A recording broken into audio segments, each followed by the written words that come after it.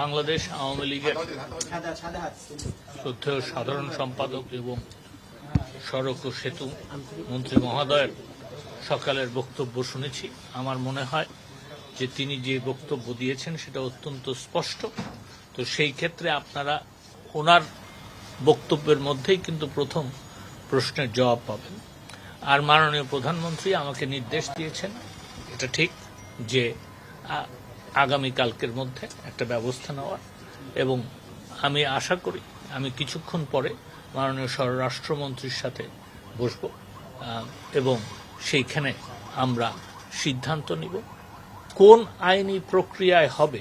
সেটা যখন আমরা সিদ্ধান্ত নিব তখন বলবো। ধন্যবাদ। কালকের মধ্যে কি এই সিদ্ধান্তটি হবে? ইনশাআল্লাহ।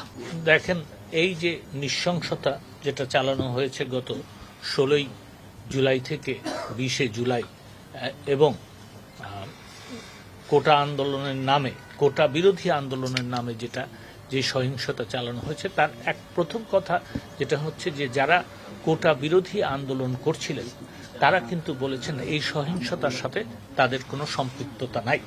তো সেই ক্ষেত্রে আমাদের কাছে তথ্য উপাত্ত আছে যে এই জামাত, বিএনপি, ইসলামিক ছাত্র শিবির এবং ছাত্র দলের যারা জঙ্গি তারাই এটা করেছে। তো আপনি যে প্রশ্নের জবাব দিচ্ছেন, আমার মনে হয় যে এই দলটাকে যদি আপনার নিষিদ্ধ করা হয় তাহলে আইন শৃঙ্খলা এবং দেশের রাজনীতিরও অনেক উন্নতি।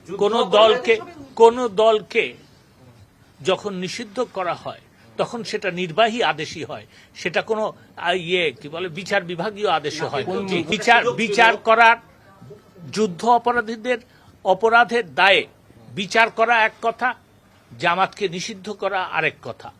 যুদ্ধ অপরাধের দায়ে যদি এই আইনের যে পরিবর্তনের কথা এবং সংশোধনের কথা আমরা লিখেছি, সেই সংশোধন যদি হতো এবং সেটা হলেও সেটা হবে, এবং সেটা হলে যেটা হবে যে জামাতকে যুদ্ধ অপরাধী হিসাবে বিচার করা হবে।